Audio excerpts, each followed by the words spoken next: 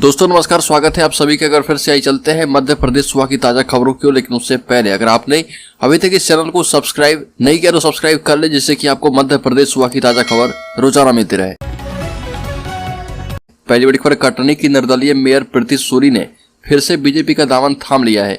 भोपाल स्थित प्रदेश बीजेपी के दफ्तर में सीएम शिवराज सिंह चौहान की मौजूदगी में बीजेपी की सदस्यता ली। इस दौरान प्रदेश बीजेपी अध्यक्ष बी.डी. शर्मा, गृह मंत्री नरोत्तम मिश्रा, बीजेपी विधायक संजय पाठक मौजूद रहे।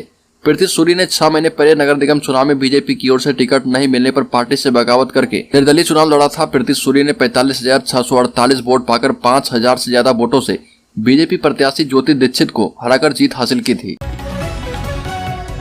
मध्य प्रदेश के 7 जिलों के कलेक्टर बदल दिए गए हैं। राज्य सरकार ने अनूपपुर, शिवपुरी, उज्जैन, ग्वालियर, सिवनी, बड़वानी, खरगोन के कलेक्टर बदल दिए हैं। चुनावी लिहाज और परफॉर्मेंस के आधार पर अफसरों की जमावट की जा रही है। मुख्यमंत्री ने बीते दिनों आईएएस ऑफिसर्स मीट में जिन कलेक्टर के कामों की तारीफ की थी, उन्हें तमाम इनाम मिले हैं। शिवपुरी कलेक्टर अजय कुमार सिंह को ग्वालियर की जिम्मेदारी दी गई है। वहीं आदिवासी बहुल जिले में अच्छा काम करने वाले शिवराज सिंह वर्मा को खरगोन कलेक्टर बनाकर पदस्थ किया गया और अनूपपुर कलेक्टर सोनिया मीना को भोपाल बुलाकर उप सचिव बनाया गया। राज्य में प्रतिबंधित संगठन पीएफआई की ओर से इंदौर की कोर्ट में जासूसी कर रही सोनी मंसूरी के लॉ स्टूडेंट होने का पता चला है। पूछताछ के बाद पुलिस ने उसे कोर्ट में पेश किया है और जहां से उसे 3 दिन की पुलिस रिमांड पर भेज दिया गया। युवती ने दिल्ली से आए वकील एजाज हाशमी से मिलने के बाद ही पुलिस को अपने बयान दर्ज करवाए। उधर इस युवती को लेकर इंटेलिजेंस की टीम भी पड़ताल में जुट गई है। युवती के परिजन का कहना है कि हमें नहीं पता कि सोनू इंदौर में क्या कर रही थी। कटनी में अनुसूचित जाति जनजाति अधिकारी कर्मचारी संघ ने कचहरी चौराहे पर धरना दिया। 24 सूत्री मांगों का ज्ञापन मुख्यमंत्री के नाम तहसीलदार राजीव मिश्रा को सौंपा है। जिन मांगों को लेकर ज्ञापन सौंपा गया उनमें पदोन्नति में आरक्षण, बैकलॉग पद अतिशीघ्र भरे जाने, नगर निगमों में सफाई ठेका बंद किए जाने, निजीकरण में आरक्षण लागू किया जाए और शासन के द्वारा अनुदान प्राप्त मंदिरों में SC, ST, OBC के पुजारी की भर्ती, पुरानी पेंशन योजना लागू करने, OBC को उनके जनसंख्या के आधार पर आरक्षण दिए जाने की मांग की गई। मध्य प्रदेश विधानसभा चुनाव में भले ही अभी कई महीने बाकी हैं, लेकिन समय जैसे जैसे करीब आ रहा, नेताओं के बीच जुबानी जंग तेज होती जा रही। मुख्यमंत्री शिवराज सिंह चौहान और पूर्व मुख्यमंत्री कमलनाथ के बीच लगातार बयानबाजी तेज है। दोनों जनता से किए वादे को लेकर एक दूसरे को घेर रहे। सीएम शिवराज सिंह चौहान ने लगातार दूसरे दिन कमलनाथ से उनके 15 महीने के कार्यकाल का जवाब मांगा है। मध्य प्रदेश कांग्रेस के अध्यक्ष कमलनाथ ने मुख्यमंत्री शिवराज सिंह चौहान पर जमकर निशाना साधा। कमलनाथ ने शिवराज सरकार पर हमला बोलते हुए कहा कि भाषण और घोषणा करने वाली मशीन करार दिया है और हरदा जिले के सिराली में एक रैली को संबोधित करते हुए कमलनाथ ने शिवराज पर झूठ बोलने का भी आरोप लगाया। कमलनाथ ने कहा कि बीजेपी की सरकार ने प्रदेश में रोजगार, युवाओं और किसानों को बर्बाद कर दिया। साथ ही मुख्यमंत्री पर हमला करते हुए कमलनाथ ने कहा कि शिवराज जी एक घोषणा मशीन है, न केवल घोषणा करने वाली मशीन है बल्कि वो बहुत बोलते भी हैं।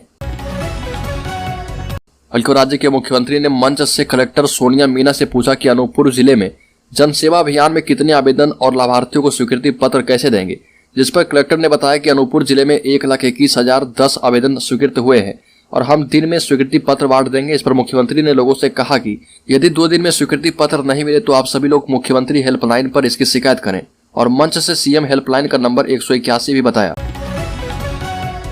प्रदेश की शिवराज सरकार एक बार फिर से कृषक समाधान योजना लागू करने की तैयारी में है और इसके लिए विभाग ने किसानों की जानकारी मांगी है। बजट सत्र में किसानों को बड़ा तोहफा मिल सकता है और खबर है कि प्रदेश की शिवराज सरकार एक बार फिर से कृषक समाधान योजना लागू करने की तैयारी में है। इसके लिए विभाग ने किसानों की जानकारी मांगी है। इसके तहत अगले वित्तीय वर्ष से 10 लाख से ज्यादा किसानों को ब्याज रहित ऋण मिल पाएगा। संभावना जताई जा रही है कि शिवराज सरकार के द्वारा मार्च में पेश होने वाले वर्ष 2023-24 के बजट में इसकी घोषणा की जा सकती है। बागेश्वर धाम में कुछ बड़ा करने की प्लानिंग कर रहे धीरेन्द्र शास्त्री। छतरपुर में होगा साधु संतों का जुटान, बन चुके हैं ग्लोबल बाबा। पंडित धीरेन्द्र कृष्ण शास्त्री ने बताया कि वह फरवरी महीने में बागेश्वर धाम में विशाल महायज्ञ करने जा रहे हैं और इसमें देश भर के साधु संत शामिल होंगे। वह साधु संतों को आमंत्रण देने में व्यस्त है और इस वजह से धीरेन्द्र शास्त्री 3 दिन के बाद बागेश्वर धाम पहुंचे।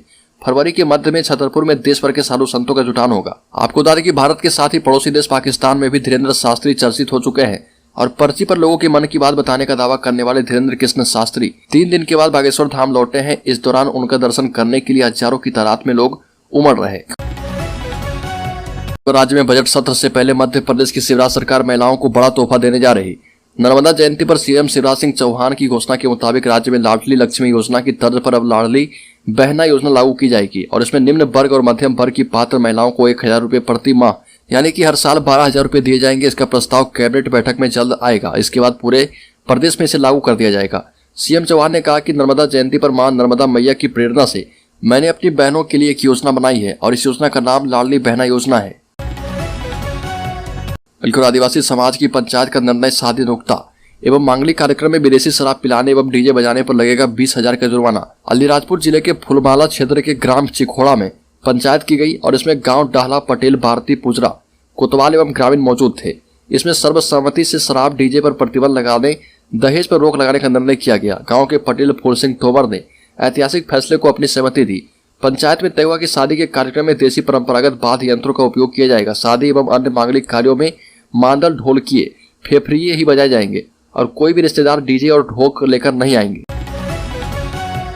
एक और अब चढ़ेगा सियासी पारा। इंदौर में 5 फरवरी से 15 दिनों तक बस्तियों, गांव में घूमेगी मुख्यमंत्री की विकास यात्रा।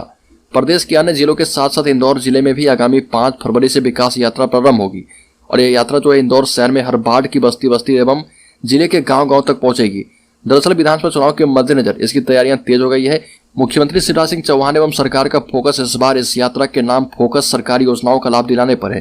पिछले चुनाव में मुख्यमंत्री ने विधानसभा चुनाव से पहले जनदर्शन यात्रा निकाली थी। इस बार चुनाव के 8 माह पहले 5 फरवरी से यह विकास यात्राएं निकाली जा रही है।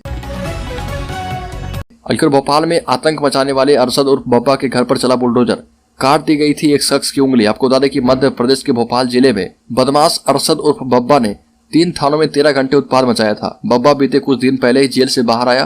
फिलहाल अब नगर निगम की टीम ने बब्बा के मकान को तोड़ दिया है। बब्बा ने भोपाल में दुकान में तोड़फोड़ करने और एक व्यक्ति की उंगली काट देने सहित कई लोगों से मारपीट की थी और मकान पुलिस ने नगर निगम के साथ मिलकर तोड़ दिया है। आरोपी और उसके 5 अन्य बदमाश साथियों के खिलाफ अड़ीबाजी और हत्या के प्रयास के 3 अलग अलग मामले दर्ज किए गए हैं।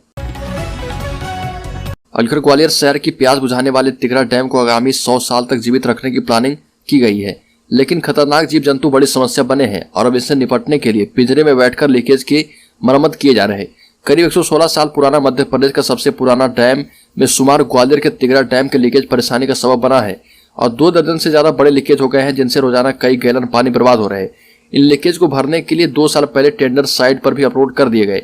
अब इस डैम में बड़े बड़े लीकेज हो गए हैं, जो कि डैम पर खतरा है। अब 100 साल से ज्यादा पुराने तिगरा डैम में पानी का रिसाव दिनों दिन बढ़ता जा रहा। चाहे डैम के बीच की दीवार हो या फिर निचले हिस्से में पड़ी दरारें, लगातार पानी अपनी जगह बनाता जा रहा और इसी को बंद करने के लिए फिर से एक बार प्रयास किए जा रहे हैं।